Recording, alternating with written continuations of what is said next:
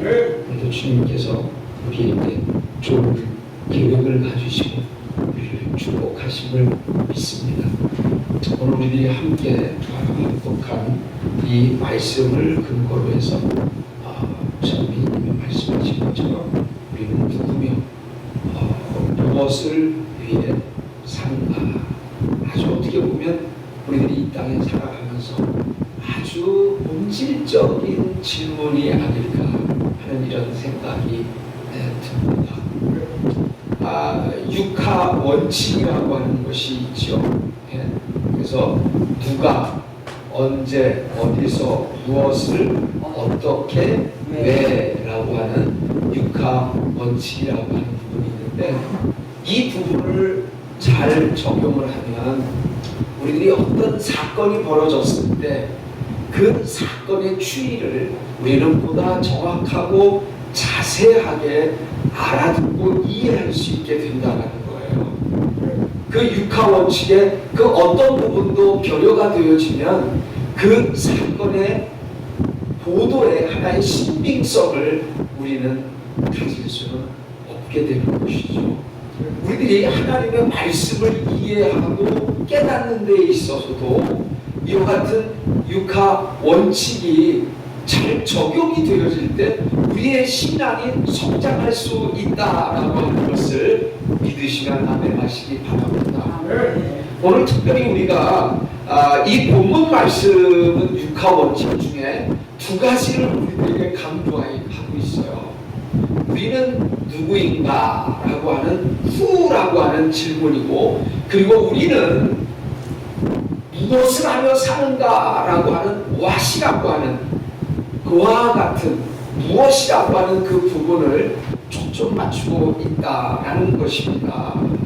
다시 말해서 우리는 누구며 또 우리는 무엇을 하는 자인가? 라고 할 때 이 질문에 대한 정확한 부분이 바로 우리의 정체성을 얘기한다라고 하는 거예요.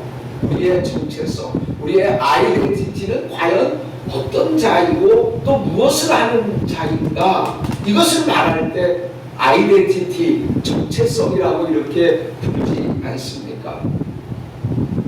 제가 우리 조영기 목사님을 생각할 때마다 늘 기억하지 않을 수 없는 것이, 조영기 목사님이 새신자를 초청할 때마다 그 새신자들을 세워놓고 그리고 기도를 따라하게 하시는 그 내용이 있어요.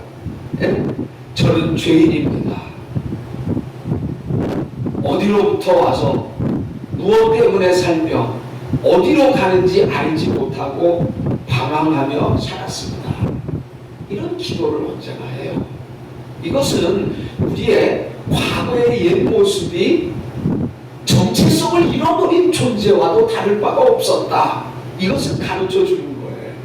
그런데 예수님은, 조영기 목사님은 그 새신자 초청 기도를 통하여서 결국은 예수를 믿고 구원받아서 나는 내가 누구며 무엇 때문에 살며 왜 그리고 어디로 가는지에 대한 정확한 부분을 깨닫게 되어졌음을 고백하는 거예요. 저는 그러기에 이 조영기 목사님의 이 고백처럼 우리 신앙에 분명하게 우리 스스로의 정체성을 자기매김하는 그와 같은 귀한 말씀이 또 어디 있을까? 이런 생각을 해보게 되는 것입니다. 자, 그런데 우리들이 정체성을 생각할 때 우리는 두 가지의 부분이 있어요. 하나는 우리 존재라고 하는 being에 관련된 문제입니다. 우리는 어떤 존재입니까? 영어로 being이라고 그러는 거죠. 있는 그대로의 우리들의 살아가는 그 삶의 모습 그대로, 그걸 존재라고 하는 거죠. being이라고 하는 것입니다. 그러면서 우리의 정체성은 이 존재와 더불어 또 하나 필요한 것이 있는데 그것이 바로 doing이라고 하는 겁니다. 한편으로 정체성을 자기 만들기로 하는데 being이라고 하는 존재가 있다면 또 거기에 걸맞는 나는 무엇을 하는가라고 하는 이 doing의 부분이 같이 연결되어질 때 우리의 정체성이 확립이 되어진다라고 하는 것입니다. 믿으십니까? 그러기에 우리는 언제나 말씀과 기도와 성령 충만으로 우리의 존재 가치를 언제나 높이시는 주님을 찬양해야 합니다. 찬양하고 그것을 인식할 뿐만 아니라 또한 우리는 하나님의 말씀과 또 기도 중에 하나님이 우리에게 믿음 주시고 성령이 인도하심을 따라 우리들이 나아가면서 실행에 옮기는 그와 같은 도인이 우리의 삶에 언제나 연결되어질 수 있어야 한다는 것이죠. 그러기에 오늘 설교의 제목이 나는 누구이며 우리는 누구이며 또 우리는 무엇을 위하여 사는가라고 하는 것은 우리의 being과 doing이 같이 결합이 되어져서 우리의 정체성을 묻는 질문이다. 이렇게 말씀드릴 수 있는 것 아니겠습니까?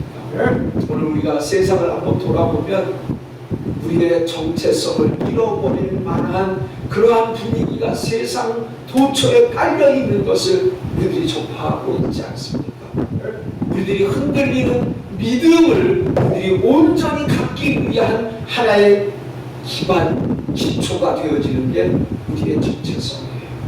나는 누구며 또 무엇을 위하여 살아가는 자인가에 대한 철저하고도 확실한 확신이 없다면 우리의 믿음은 바람이 불고 풍파가 불고 그 비바람이 몰아치면 금세 넘어지고 그리고 물줄기에 씻겨 흘러가고 만다라고 하는 것입니다. 우리는 그렇게 되지 말아야 합니다.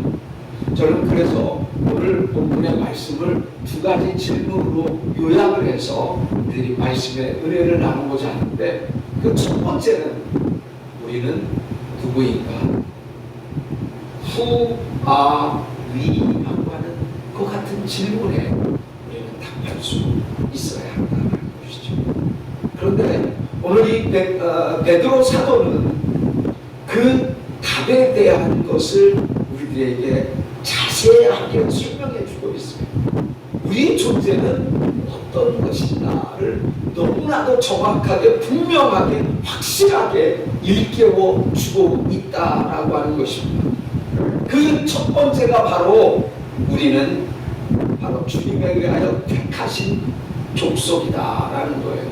chosen people, 하나님께로부터 택함을 받은 족속이다라고 하는 뜻이 아니겠습니까? 우리 인생을 살아가면서 우리들이 뭔가 남들에 의하여서 선택을 받는다라고 하는 것도 엄청난 축복이에요. 우리들이 학교를 졸업하고 이제 직장을 구하게 되어질 때 직장을 구하는 것도 결국 회사의 임원진이나 CEO나 아니면 주체가 되는 사람이 그 당사자를 선택함으로 그 회사에 입사하게 되는 건 아니에요. 그만 아닙니다. 여기 다 이제 한 분만 빼고 우리 다들 결혼하신 분들 아니에요. 저 역시 제 아내와 결혼을 했는데 이 결혼을 생각할 때마다 늘 생각하는 게 결혼은 선택이다. 남편은 어떻게 보면 아내에 의해서 선택을 받은 자예요. 그리고 또 아내는 역시 남편에 의해서 선택을 받은 거예요. 물론 그런 상황 속에 누가 주도적으로 활동을 했는가라고 하는 문제는 있을지 모르겠지만 어쨌든 상대방에 의하여서 내가 선택받음으로 부부관계가 시작되어진다라고 하는 것 아니겠습니까? 그런 의미에서 우리가 이 세상을 살아가는 데 있어서도 우리들이 선택받는다라고 하는 것처럼 귀하고 아름답고 복된 것이 없다라고 하는 거예요. 그런데 우리가 다른 사람도 아닌 하나님에 의하여서 선택받은 존재가 되어진 선택받은 족속이다라고 하는 그 말은 어마무시한 놀라운 의미가 아닐 수 없다라고 하는 것이죠. 저는 다윗이 우리의 신앙의 하나의 우리들이 쫓아가야 할 신앙의 대상이요 모범인자가 다윗이 아니겠습니까? 왜? 다윗은 하나님의 마음을 너무나도 잘 헤아릴 줄 아는 그와 같은 자였어요. 저와 여러분들도 하나님의 마음을 잘 헤아릴 수 있어야 되겠어요. 그런데 다윗이 법궤가 자기 다윗성에 안착되어지는 그와 같은 상황 속에서 너무나 즐거워가지고 너무나 기뻐서 하나님 앞에서 덩실덩실 춤을 춘 적이 있어요. 그런데 그 모습을 그의 아내인 미갈이 본 것입니다. 그러면서 아주 좋지 않게 평가를 한 거예요. 문무백관과 많은 신하와 백성들이 보는 앞에서 뭘 그렇게 추한 추태를 보이시고 바짓가랑이를 흘러내리는 것도 모르시고 있습니까? 이렇게 미갈이 조소하는 다윗에게 말합니다. 그때 다윗이 사무엘하 6장 21절에서 한 말씀입니다. 이는 야훼 앞에서 한 것이다. 저가 내 아비와 그 온 집을 버리시고 나를 택하사 하나님의 백성 이스라엘의 주권자를 삼으셨으니 내가 야훼 앞에서 놀게 되는 것 아니냐, 이런 말을 미갈에게 했다는 거예요. 그러니 이 사무엘하 6장 21절에는 핵심은 뭐냐면 하나님이 나를 택해 주셔서 나에게 이스라엘을 다스리는 왕직을 주셨을 뿐만 아니라 하나님 앞에서 내가 뛰놀 수 있는 하나의 이유가 되어지는 것도 하나님이 나를 선택하셨기 때문이야. 오늘 우리가 다른 것 가지고 일희일비하시면서 이 인생 살아갈 이유가 없어요. 하나님이 그 많은 사람들 중에 우리를 택하시고 부르셨다라고 하는 그 자체만으로도 바로 우리의 우리의 존재가 얼마나 귀한 자인가를 우리들이 상상할 수 있어야 하겠다라고 하는 거예요. 두 번째, 우리의 정체성을 베드로 사도는 이렇게 말합니다. 왕같은 제사장들이다 라고 하는 거예요. 로얄 프리스트 후드, 이렇게 얘기를 하는 거예요. 왕같은 제사장이다. 여기에는 그 이스라엘 백성들이 과거에 3대 직무하면, 이 구약의 3대 직무하면 세 가지 직무가 나오죠. 하나는 제사장, 그리고 하나는 선지자, 그리고 또 하나는 왕. 이렇게 세 직무에 대해서 구약 성경은 언급을 하고 있어요. 근데 우리의 구세주가 되어주시는 예수님께서는 이 3대 직무를 통할하고 계시는 분이 예수 그리스도시다라는 거예요. 다시 말하면 제사장이시면서 앞을 내다보시고 앞을 예견하시는 선지자일 뿐만 아니라 나라를 다스리는 왕이시다라고 하는 이 세 가지 직무를 통할하고 계시는 분이 주님이시다라는 거예요. 근데 우리는 누구예요? 우리는 바로 예수 그리스도 하나님 아버지를 닮아 하나님의 자녀가 된 자들 아닙니까? 아버지가 어떤 위치에 있으면 자녀들도 괜히 그 위신이 서는 것 아니겠어요? 왜 그렇습니까? 아버지가 그런 직임 아니면 사회적으로 명망이 있고 그러면 자녀들도 기분이 업되어지는 거예요. 자녀와 그러기에 부모의 관계는 하나의 동일시의 관계로 표현되어질 수 있는 이유가 되어지는 거예요. 오늘 본문은 우리를 바로 왕같은 제사장이다 라고 얘기를 하는데, 왕은 여러분들이 알듯이 나라를 통치하고 다스리는 인물 아니겠습니까? 그런데 제사장은 뭐냐면 바로 하늘과 이 땅의 중보자로서 하나님의 뜻을 대언하여서 제사라고 하는 통로를 통하여 백성들의 죄를 사해주는 하나의 중보자, 이들이 바로 제사장이라고 하는 거예요. 그러기에 우리들이 이 땅에 살아가면서 우리들이 늘 인식해야 될 것은, 하나님은 우리들로 하여금 창세기에서 말씀하신 것처럼 다스리고 통치하라라고 하는 그 주권을 하나님은 우리들에게 이미 부여하신 거예요.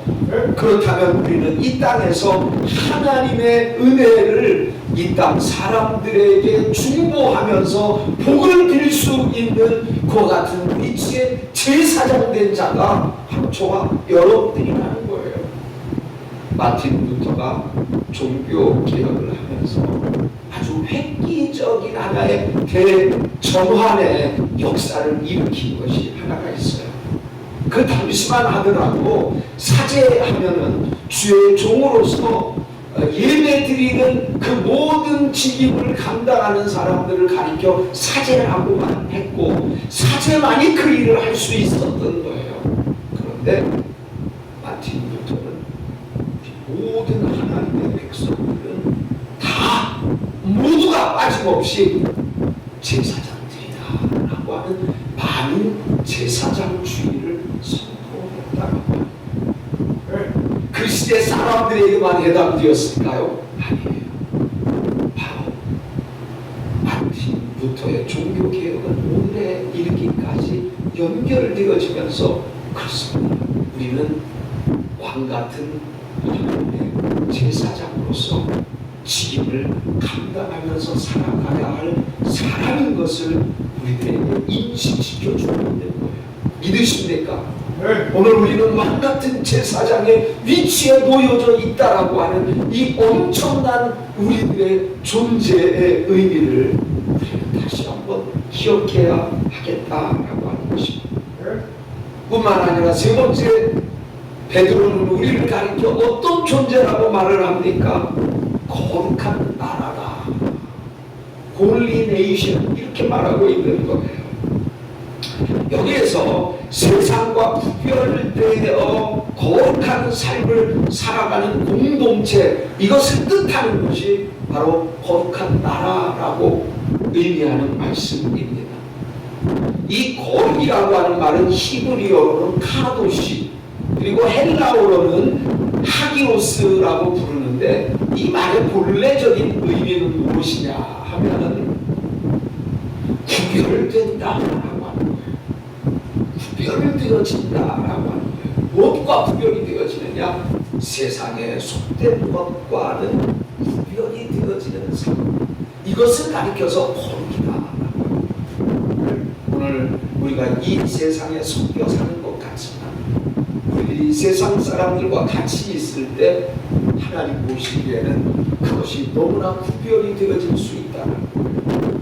아, 저 친구는 거룩한 친구니까, 아, 저 친구는 카도시, 저 친구는 하기오스라고 하는 거룩으로 머리부터 발끝까지 옷 입음 받은 자이기 때문에 우리는 이 세상에서 살아가고 있지만 세상 속에서 살아가는 자가 아니라 세상과는 구별된 자다라고 하는 이 의식을 우리들이 가지고 있어야 해요. 하나님의 백성의 자부심을 우리는 어디에서 찾겠습니까?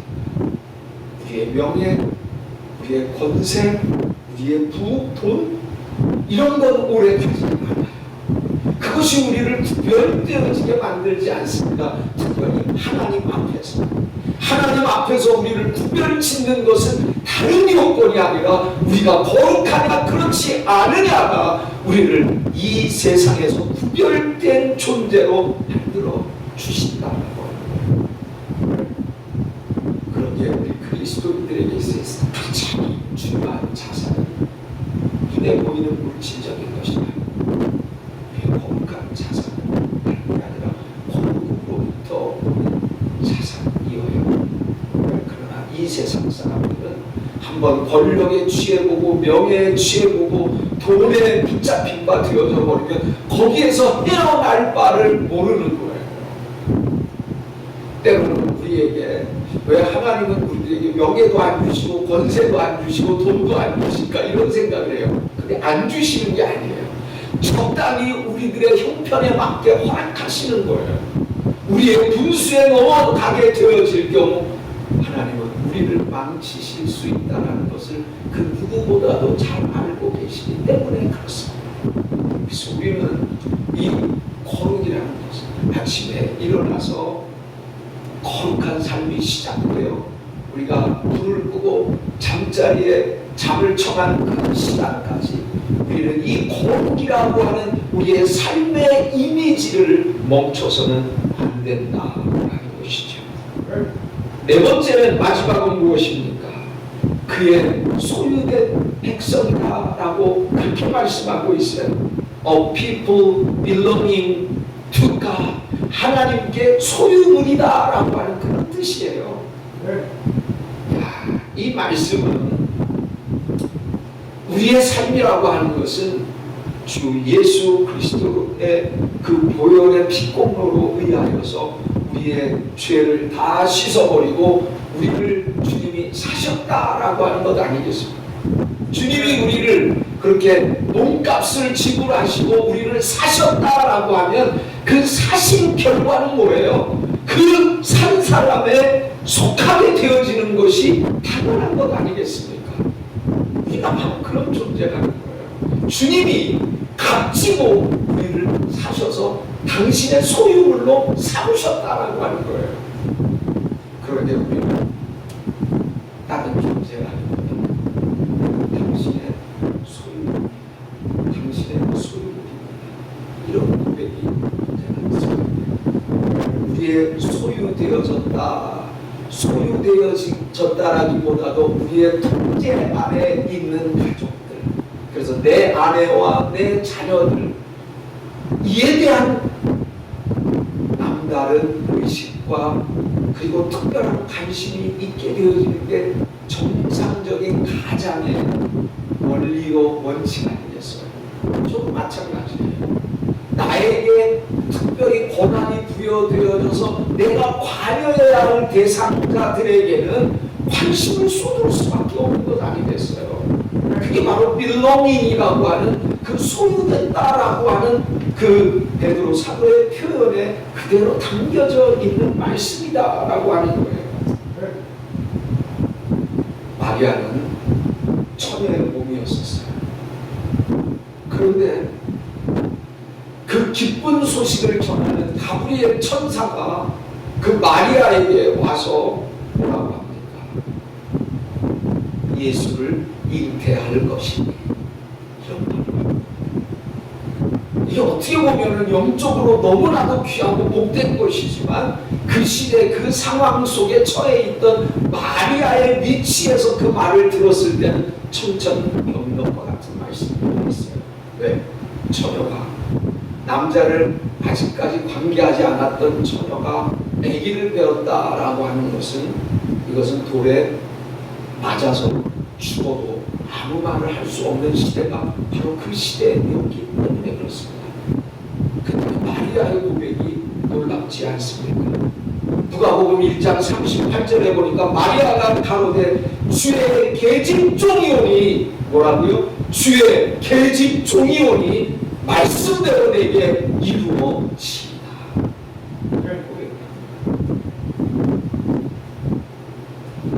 왜 마리아를 우리가 그렇게 의리 있게 띄우는가라고 했을 때 그 중요한 이유는 마리아는 가장 낮아진, 그래서 하나님의 소유로서 하나님의 종으로서 여종으로서의 자신의 신분을 분명히 밝혔다라고 하는 거예요. 이것이 복이 아니겠습니까? 이것이 우리의 바로 비잉을 표현하고 있는 네 가지의 개념이 된다는 거예요. 택하신 족속이요, 왕같은 제사장이요, 거룩한 나라요, 그의 소유된 백성, 이게 바로 우리의 비잉이다, 우리의 존재다라고 하는 것을 베드로는 우리에게 일깨워주고 있는 거예요.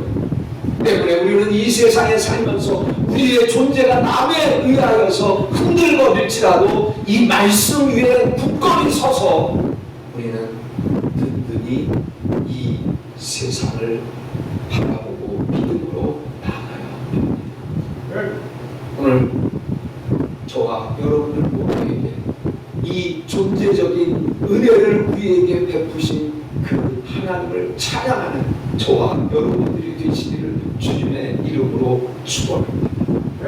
자, 그러면 우리의 정체성을 묻는 두 번째 질문이 있는데 그것은 바로 doing이다라고 말씀드리지 않았어요. 우리가 무엇을 하느냐, 이것이 바로 우리의 정체성을 자리매김하는 거예요. 우리는 무엇을 하면서 이 땅에 살아가야 하는가, 이 질문과 관계가 되어지는 거예요. 우리는 무엇을 위하여 살아가는 존재입니까?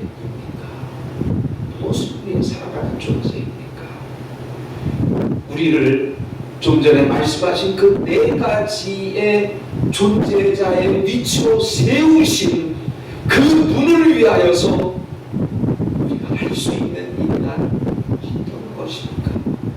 이것을 생각하게 말씀하겠습니까?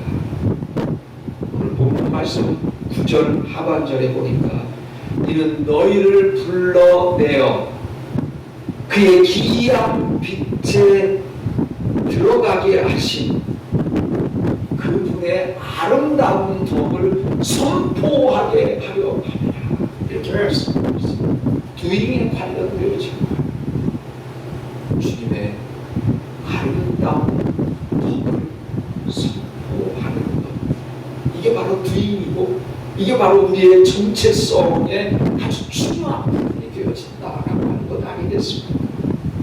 우리의 존재 자체는 우리가 뭐 할 수 있는 것이 없어요. 하나님의 은혜로 되어진 겁니다. 그러나 다음의 역할은 그 존재자의 위치에서 우리들이 무엇을 주님을 위하여 해야 할 것인가라고 하는 이 두 부분이 함께 결합이 되고 연합이 되고 융합이 되어질 때 비로소 우리는 하나님 앞에서 올바른 하나님의 백성으로서의 사명자로서 역할을 수행하게 되는 것입니다. 이 말을 한마디로 하면 그의 아름다운 덕을 선포하라, 이런 말씀으로 생각할 수 있잖아요. 여기서 그의 아름다운 덕이다라고 하는 게 뭘까요? 아름다운 덕, 그분의 성품입니다. 예수님과 또 예수님의 살아오셨던 생애 그리고 사명, 이 모든 것, 그것이 바로 아름다운 덕입니다.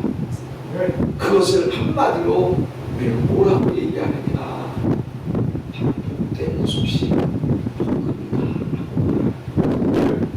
그의 아름다운 덕, 그 복음을 우리는 선포, 프로클레이밍, 선포하는 역할자여야 한다라고 하는 거예요. 저는 사실 대학교에서 이제 마지막 은퇴를 하면서 앞으로 나가야 할 부분이 그렇게 선명하지 않았어요. 그냥 몇 년 동안 또 학교에 나와서 초빙 교수 또 강의를 하다가 또 그 다음 일은 또 다음에 가서 또 생각하지, 그냥 뭐 이렇게 지냈어요. 근데 하나님의 계획은 그게 아니었다라는 거죠.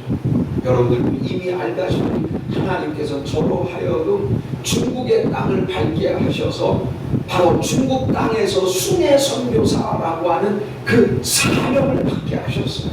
그게 바로 2023년도 가을서부터입니다. 그러니까 그렇게 오래된 기간이 아니었어요. 23년 가을, 24년 1년 지나가고 올해 가을이 돼야 2년이 이제 3년이 되는 거예요. 2년 3, 4, 5 되면은 만 3년 차가 되는 거예요. 그렇죠. 만 3년 차가 되는 것입니다. 근데 여기에서 내가 늘 기도할 때마다 느끼는 게 바로 이거예요. 내가 여기까지 60여 평생을 살았는데, 그리고 제가 주님 앞에 부르심을 받아 사역을 했었던 게 87년도부터였어요. 그러니까 87년도부터 지금까지니까 한 37년 정도 되는 사역을 지금까지 해오고 있습니다. 그런데 그 37년이라고 하는 긴 세월 속에서 하나님이 나를 그렇게 사용하신 적이 없다라고 할 정도로 느껴지는 기간이 바로 2023년도 24년도였다.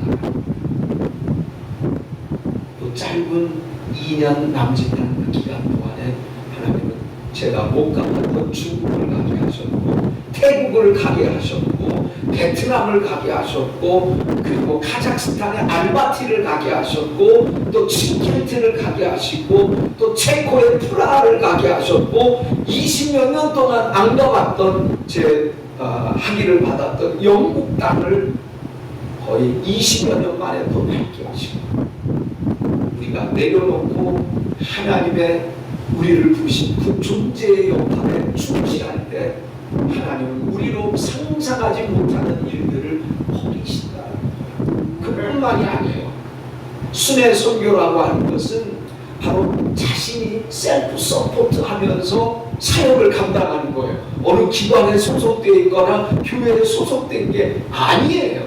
그러니까 하나님이 기적 같은 은혜를 허락하시지 아니하시면 그 사역은 중단되어질 수밖에 없는 거예요. 그렇지 않아요? 제가 지금 뭐 사역을 하는 특별한 곳이 없으니 하나님께서 공급하시지 않으면 그 큰 재정이 투여가 되어지는 그 순회 선교를 끊을 수도 없는 게 저의 입장입니다. 그런데 하나님께서 놀라운 금액을 재정을 마치 이스라엘 백성들이 40년 동안 광야 생활에 만나와 메추라기로 그리고 밤에는 불기둥과 낮에는 구름기둥으로 그 이스라엘 백성들의 생사를 책임져 주셨던 것처럼 저의 그와 같은 사역의 모든 순간순간을 하나님께서 책임져 주시고 계시다라는 겁니다. 저는 여러분에게 그렇게 얘기합니다. 하나님의 선한 사역을 생각만 가지고 있지 마세요. 마음속에만 품고 있지 마세요. 발걸음을 옮겨서 실행에 나가세요. 하나님께서는 이스라엘 모세와 하여금 그 지팡이를 가지고 가만히 물끄러미 홍해만 바라보고 있다라고 해서 홍해가 갈라지게 하시지 않았어요. 지팡이로 홍해를 내리셨습니다. 뿐만 아니라 이제 가나안 땅을 목도에 두었을 때 하나님께서는 여호수아를 통하여 제사장들로 하여금 그 법궤를 맨 제사장들로 하여금 그 요단강이 찬란하게 물로 가득 차 있을 때이기 때문에 물살도 세고 물의 수위도 높았기 때문에 잘못하면 물에 떠밀려 죽을 수밖에 없는 상황이에요.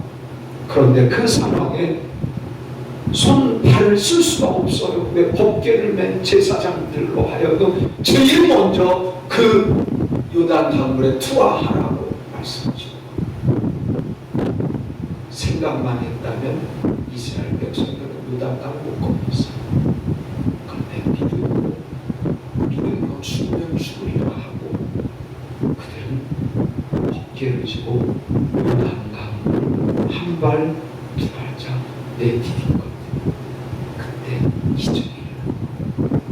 기적은 바로 그럴 때 일어나는 거예요. 우리들의 믿음이 연합이 되어져서 했다 모르겠다 주님이 알아서 하시겠지 하고 생각하고 결행하고 행동으로 옮길 그 시점에 그 찰나에 하나님의 역사는 이루어지고 주님은 우리 보고 말씀하십니다. 아름다운 덕을 선포하라라고 하는 두잉의 사역을 우리에게 허락하시는 아니겠어요? 이제 조금 있으면 3월이고 4월 17일 되면 아프리카를 가요. 제가 베데스다에 있을 때 우리 여기 정성호 목사님도 아시겠지만 그때 여기저기 많이 단기 선교를 다녔어요. 근데 그 젊은 청년들하고 같은 곳이 아프리카 케냐였는데 하나님은 이번에 그때 훈련받았던 이재훈이라고 하는 그 젊은 학생을 이제 40대 중반이 훨씬 넘어간 주의 아주 성실한 사역자로 에티오피아에서 사역을 시키고 계시는 거예요. 그래서 늘 마음에 짐이 되어졌어요. 아, 이재훈 사역을 내가 좀 보고 그리고 어떻게 도울 수 있는 방법들이 무엇일까라는 것을 늘 생각을 했는데 그것을 실행에 옮기지 못했어요. 그런데 보세요. 하나님이 내 마음속에 그와 같은 사명을 이루겠다라고 하는 비전을 주신 거예요. 그렇다고 하나님이 환경을 바꿔주신 건 아무것도 없어요. 저는 그저 발을 내딛는 것뿐이에요. 그랬더니 하나님이 또 재정을 이것저것 여기 저기에서 하나님이 알지도 못하는 방법으로 채우시고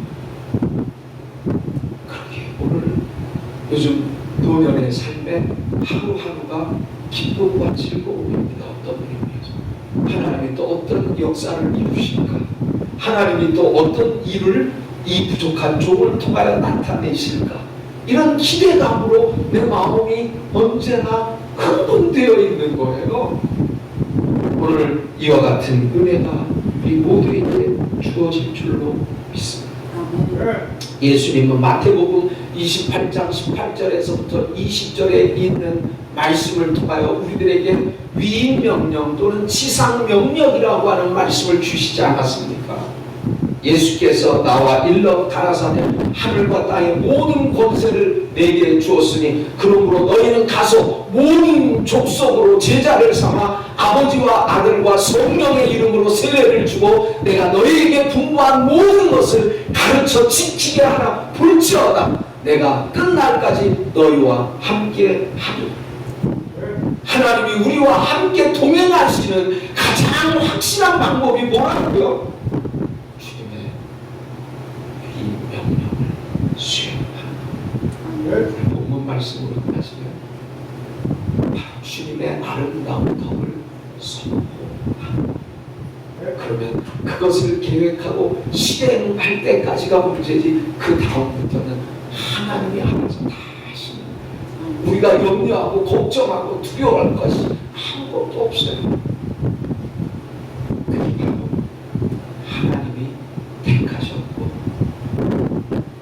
왕같은 제사장으로 부르셨고 거룩한 나라로 칭하여 주시고 또 그의 손된 백성으로 명하신 하나님의 자녀들의 하나님의 특권입니다. 오늘 이 특권이 이 어둡고 어두운 이 세상 살아가는 동안에 저와 여러분들에게 너무나도 요긴하게 요청되어진다. 오늘부터라도 오늘 이 베드로전서 2장 9절에 나와 있는 이 말씀을 통하여서 나는 누구인가? 나는 무엇을 위해 사는가? 이 두 가지 being과 doing을 연결시킨 우리들의 삶